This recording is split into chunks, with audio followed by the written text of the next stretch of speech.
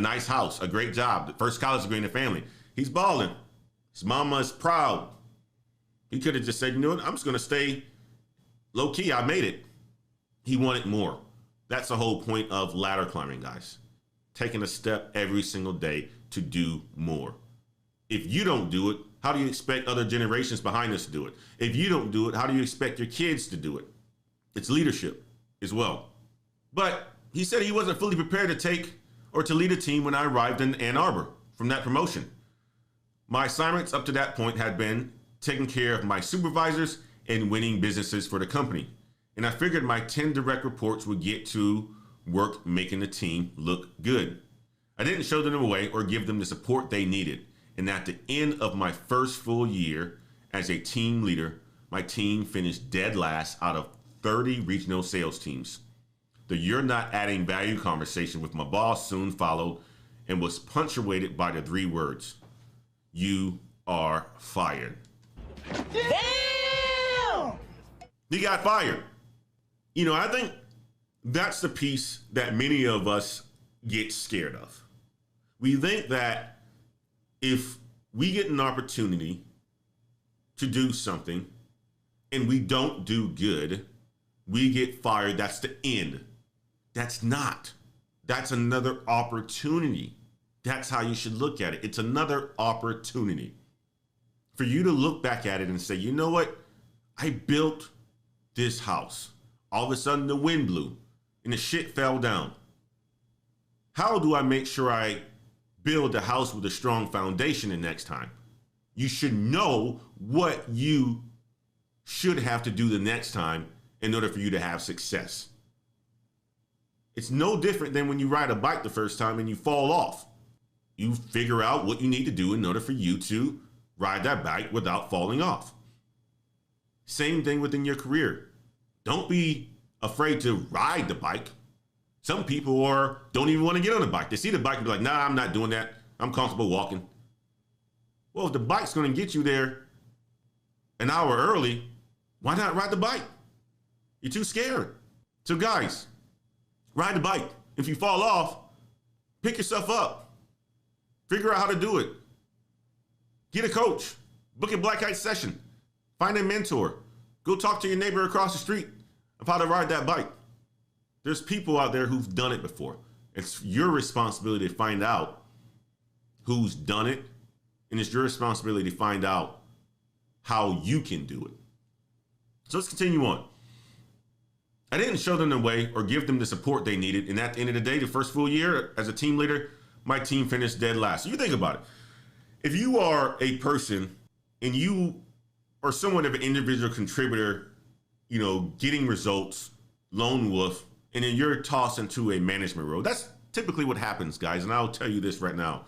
Typically what happens is you're so good, especially if you're early in your career, you have a lot of success. Then you're tossed into a team lead role or manager role, and you're expected to manage people.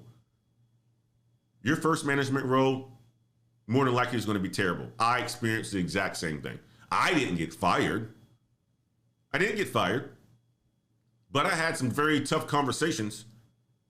And what made me a better manager was when I got an opportunity to manage a business that I had no idea about. Because prior to that, I was managing a business where I was a subject matter expert. So of course, I thought that with me being the smartest person in the room and me having to say so and everybody coming to me, that I was good management. It wasn't. And ultimately what happened is we didn't get the results that we needed.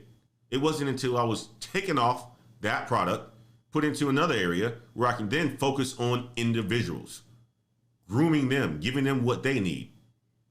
I gave them what they need. It's almost like putting water on seeds that are already planted. They start to grow. When they're growing, I'm growing as well too. When they're delivering results, I am getting results.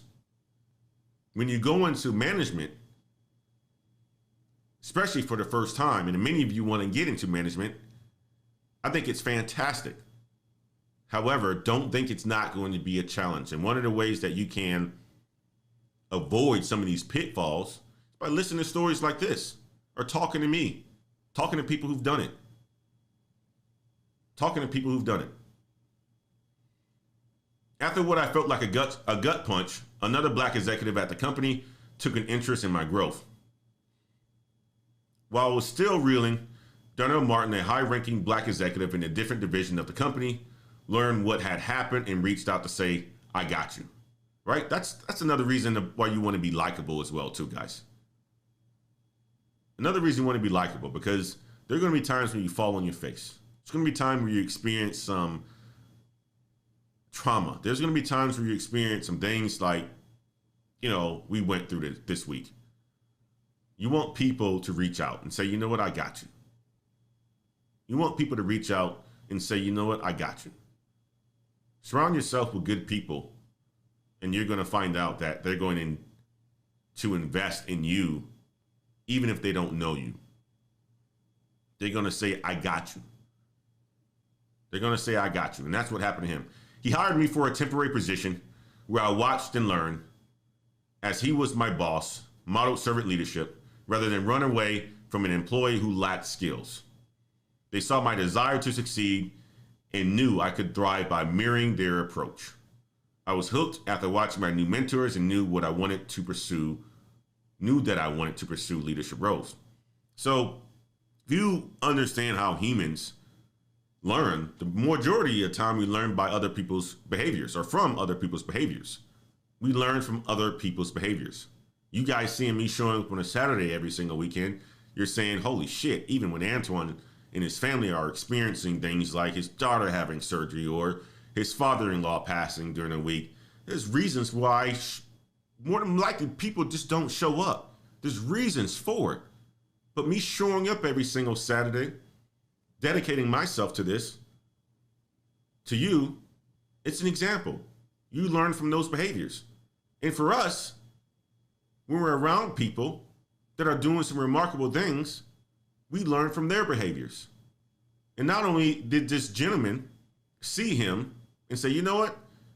He has potential. I'm going to hire him. I'm just going to bring him into my organization and pour some water on him. Give him the nutrients that he needs. You're going to sit in the back, young man. You're going to watch how we do it. You're going to watch how we lead and we're able to get the results, because that's an area where you're not used to yet. You're a cowboy who likes to be on your own. But in order for you to get someplace in your life, you have to be able to help others get to where they want to get to. You can't just always do it by yourself. They brought him in. He sat back and looked and listened and learned.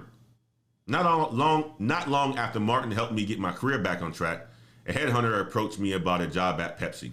From there, I worked in several positions with increasing responsibility at Colgate Palmolive before I ultimately landed in the telecommunications as regional vice president with Comcast. After 2 promotions at Comcast, I was offered a 3rd promotion to senior vice president of California region. At the time, I had my sights set on the role of president. So almost passed on the promotion due to my wounded pride. Think about that, guys. At the time, I'd had my sights on the role of president. So I almost passed on a promotion due to my wounded pride. He got hurt. He got fired. Almost passed upon it because he had got fired before. You want to be in that position. You want to be in that position where you get an opportunity where you feel your gut saying, maybe I should be doing this, but your mind is saying maybe not, because I don't want this trauma again. Do it, because what's the worst that's going to happen? You're going to make a shitload of money and get fired? What's the best that's going to happen? You're going to make a shitload of money and continue to bring in people that you can invest in to help the group. But thanks to the advice from several trusted mentors and friends, I realized it was an opportunity to prove myself as a well-rounded choice to be the next division president. I did, and after 2 years as a senior vice president, I was promoted to president at Comcast West. 11 years later, in 2020, I became president, special counsel to the CEO. Through all the ups and downs, I knew I wouldn't be where I am today without the mentors who supported me along the way.